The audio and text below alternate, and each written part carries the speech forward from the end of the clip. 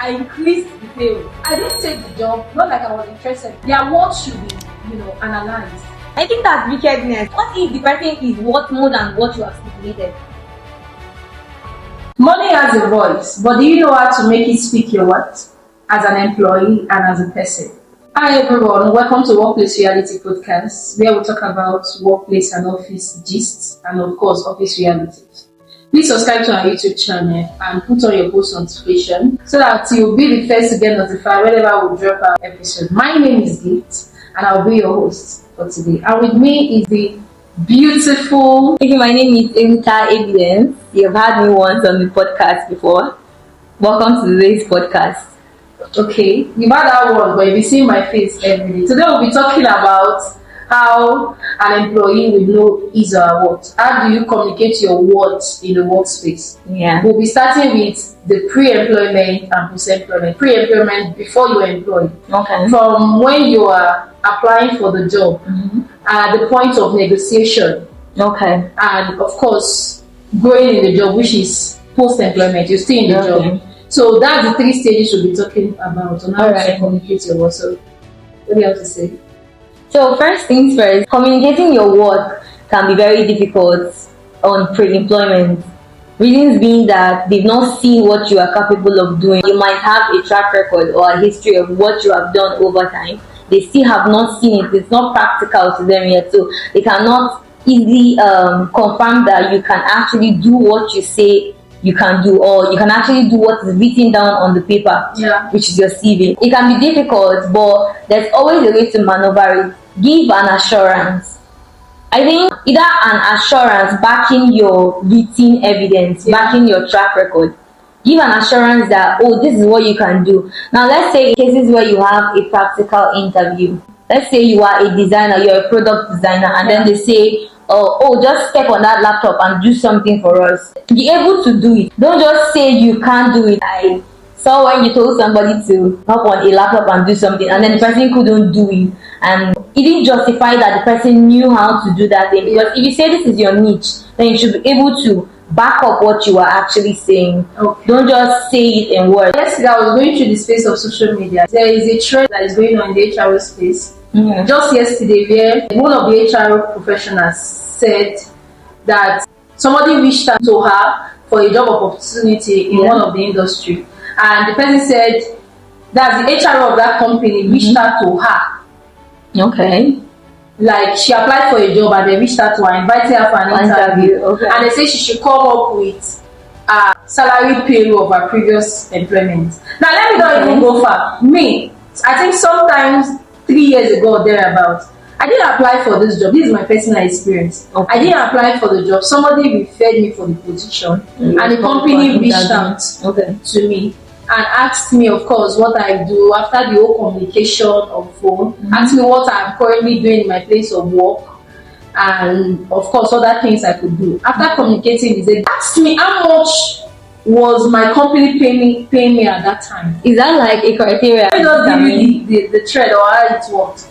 And of course, this is Nigeria. Let me be sincere. This is Workplace Reality Podcast. I increased the payroll. Like I told them, okay, let's say I was being paid 200,000. I told them I was being paid 350. Well, there are some people that actually do not know these things. They don't know the truth. You know that the company told me. They gave me the offer. I didn't even attend the interview. It was a job by referral. They were desperate for that role, and they called me. Somebody referred me in their board meeting. It is a multinational. This is one of the leading FMCG companies in Africa, and they told me to bring the payroll of my previous salary, my previous work.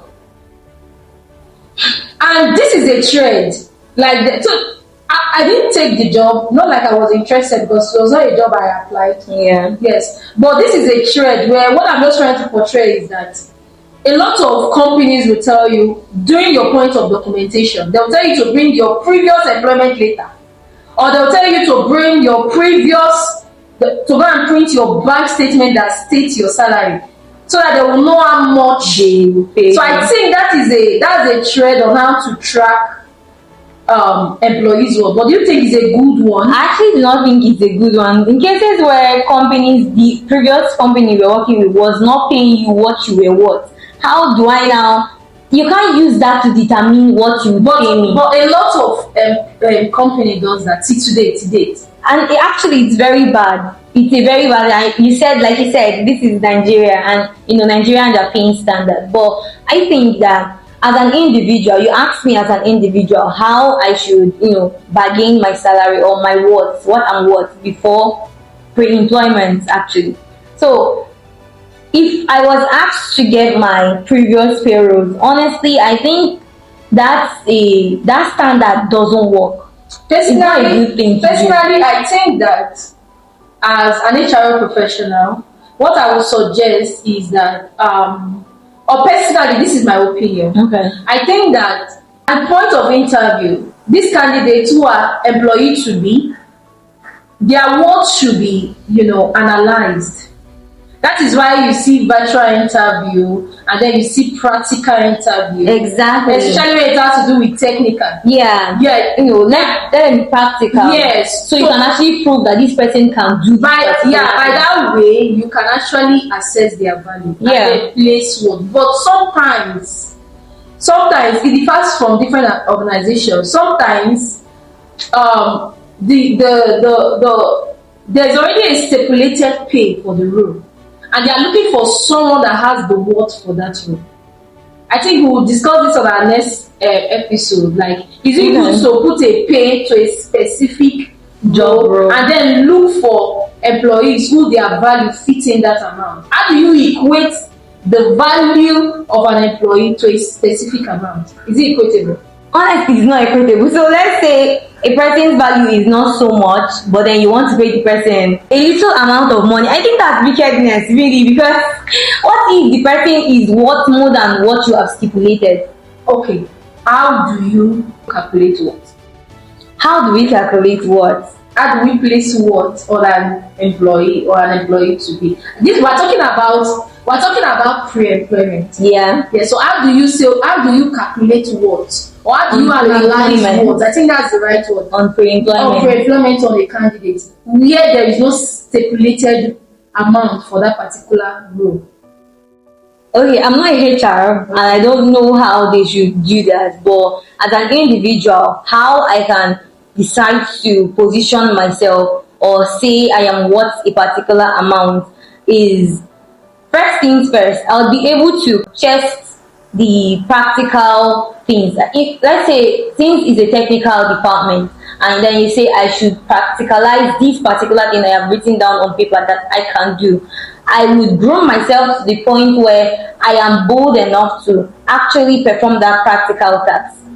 Because by performing that practical task, I'm not just bluffing, I mean what I say. So when I say I can do a particular thing and I practicalize it, unless you just don't want to even employ me, before you would say, even with the fact that I practicalize it, I'm still not worth that pay. Yeah. First things first, I'll be bold enough, groom myself to the extent that I can boldly practicalize if it comes to a practical interview. And second thing, I think an individual should be able to speak up. So pre-employment. Exactly. On your interview, when you are asked, don't just say anything. Don't just say anything. A lot of people say that the company has what they want to offer. You are giving them leverage to just pay you whatever they want to pay you. So I think you should be able to say it firmly. Oh, this is what I think I should be paid. It's up to them to obviously bargain. This is where negotiation comes from. Exactly. Negotiation. If they negotiate and then what they negotiate works for you, accept the job. But be able to speak up. Don't say, oh, I just accepted whatever they gave me. You're giving them leverage to do whatever they want to do. So first things, be equipped enough to be able to practicalize if it comes to a practical interview. Speak up in the interview, but do it politely. Don't do it like you have earned bargaining right yet. You haven't, honestly, because we have not seen what you are able to do for us as a company. So do it in a polite way, be able to speak up, and then be able to practicalize it. Okay, this is the last phase we'll talk about pre-employment now. A lot of job seekers, because pre-employment, you are still a job seeker. Yeah. You will see job descriptions stated on the job advertisement. Yeah. And because you self-assume your worth, you self-value yourself and say, I can do it. you're saying that the job role is saying Confidence. 5 years experience of this particular, Yeah. role, and you just self-assume. Some people just want to give it a try, honestly.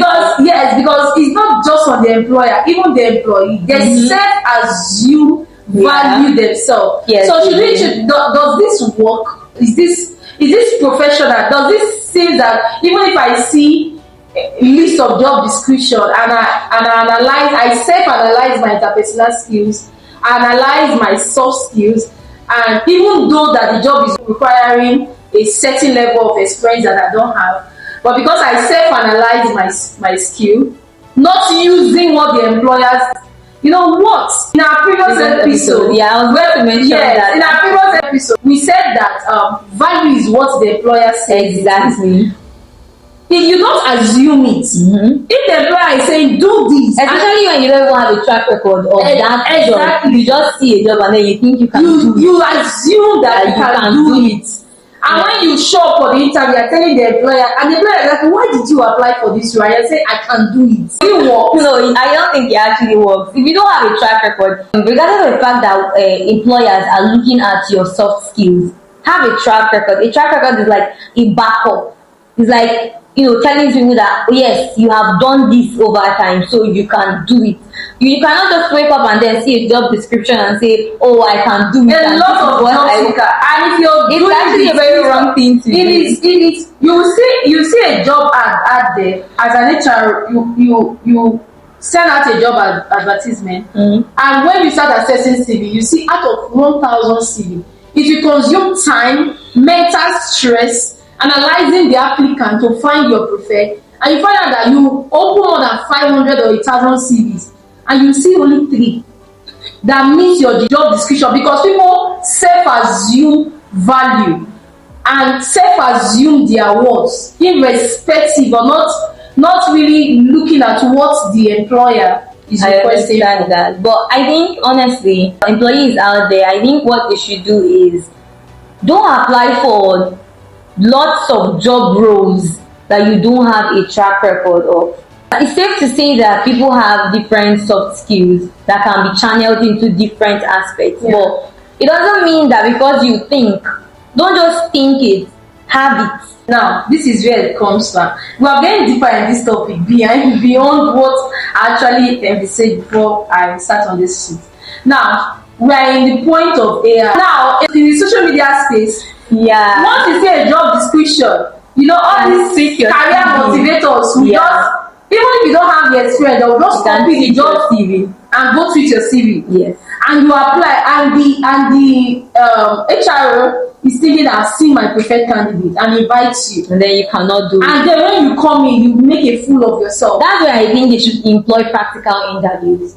Don't just bring, if you only say you can do it on paper, that means you cannot do it. Be able to practicalize it. Something that is embedded in you. You should be able to do it whenever you are called upon. But that will cause time consumption in the space. So it is, see, there is nothing as frustrating for an HR professional where you spend so much time assessing CV, which involve mental stress, psychological stress, time also. You're putting so much, you can take days shortlisting. But I think if they really want to get their ideal candidate, they should actually go into the extensive interview and not just interview them on the peripheral level. You just give them leverage to say, oh, I can keep tweaking my CVs to get different jobs. But if you assess the person properly, you will get your ideal candidate. I don't know, I'm not speaking as a HR, but I think this is what they should do if they want to get their ideal candidate. Although there are tracking system now, like the ATS system, where you can use to vet CV. Exactly. But people can actually work their CV to That's fit in this tracking system. People have different platforms now that you can just pay and then work your CV and fit in. So, but I think they should just assess them. Okay, so what's your final words to job seekers on knowing their worth? On pre-interview, because sometimes it's them they self-assume more. Like I said, what do you have to tell them? Like I said, have a track record. Don't just assume. Don't say it, have it. That is something that when you are called upon to do, you can easily do it. So have a track record, be able to practicalize it, be able to speak up on the interview, speak up politely. Don't just speak up like you have earned a bargaining right. Speak up politely. Tell them what you are worth and not just say because you think.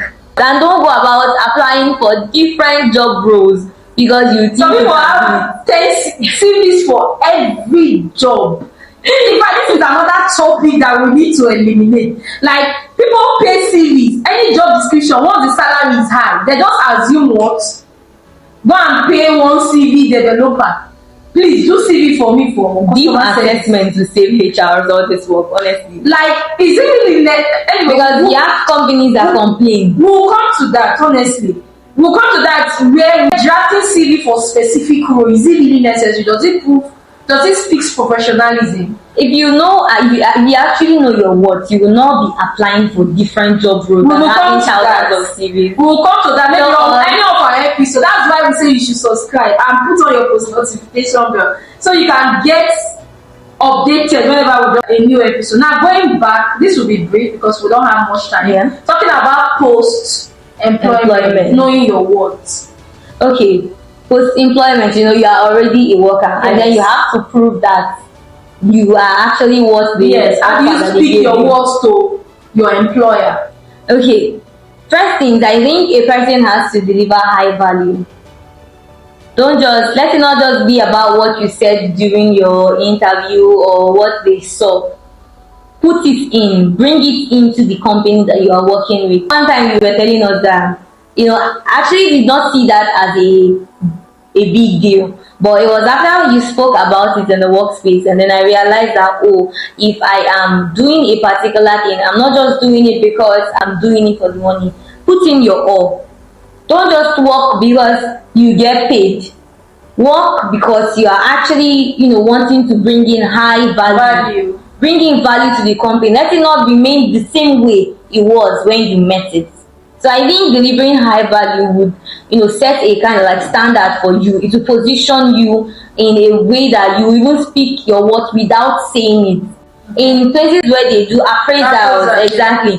When they are doing appraisal, without you even saying anything, people around you, your co-workers already know that, this person is doing something. I see this person doing something on a daily basis. There are evidences to prove that you are actually working. So bring in high value. Whatever you are doing in a workspace, let it be of high value. Let it not just be you are doing it for doing sake. Have you heard of eye service in the workspace? Yes. Is it a valid point to communicate what? The truth is, results drive reward. So, eye service or no eye service, I am focused on what you are bringing in. If you are bringing in value, I think HRs actually, they have a thing to notice who is doing eye service and who is not doing eye service. So you should be able to detect when a person is, or a CEO or a managing director should be able to detect when a person is, doing things for eye service. But you can still be doing your work and you want your boss to do. End point is bringing value. It boils down to that's the end point. Bringing value. Whether it's eye service or whether it is not, let what you are doing speak louder than your own voice. Don't be the one to tell people that, I've been doing this. Let them see. Seeing is believing. So let them see that value that you're bringing into the workspace first. Now, I want to ask, this is not a question and answer table, but I just want to ask, let me just put it this way. Requesting for an up raise in salary, is it against professional ethics? Do you think it's against professional ethics? Like, walking up to your boss and say, I think I deserve this. Okay. Actually, that shows an individual's boldness and eloquency. It is not a bad thing. We can't totally say that it is a bad thing to, say to your CEO or whoever that, I think I deserve a raise. As a matter of fact, people actually apply for promotions. Yes. So you cannot totally say because I said no. I think it all boils down to the manner of approach or how you say it, or the right time, how you say it, and how you have positioned yourself over time. Let's take for example, you have not been doing anything since, and then you come and say you deserve a raise. Now, let's also bring in an example where your CEO is a very busy person, or whoever that is in charge is a very busy person, and then as much as the person is seeing the value that you are bringing in, they have not been able to come and set a time and say, oh, this person is set for a promotion. So in most cases too, I think you telling them that you deserve a raise, or speaking to whoever that you deserve a raise, honestly, it all depends on how you say it. I can't really say for everybody, but I think it depends on how you say it, and I don't think it is a wrong thing to do. Personally, I don't think it's the wrong thing to do. It depends, just like you said, the manner and the timing. Exactly. You need to understand timing. Yeah. Even the Bible says, I don't know why I always bring the scripture. I'm a Christian. I'm sorry if you're not, but everybody is entitled to their religion. But the Bible says, in life there is a time, there is a season for everything, and the children of Issachar understood the timing, and they knew what. Of course, yeah. So you have to be sensitive to understand the timing. Exactly. And let the timing back your action. Yeah. Let your request back your action. So as an employee or as a job seeker, I hope we'll be able to state how you can communicate your words pre-interview, pre-employment, and post-employment. In our coming episode, we'll be talking about if it is ideal for employers to post salary, to post the pay for the role before you apply. So one thing I actually wanted to say again is, honestly, as an employee out there or a job seeker, or pre-employment, post-employment, getting paid what you are worth is really not just about asking. It's about proving, it's about positioning yourself, and it's about pushing for it at the right time. At the right time. And listen to instruction. Exactly. Before you apply for a job, know if you're worth it. And you can tell yourself the truth, but sometimes we don't want to accept. Make sure your value is seen. Exactly. It should not just be heard. It should be practical enough that we can vouch for you that you can actually do this particular thing. We see you in our next. Thank you so much for engaging. Bye bye.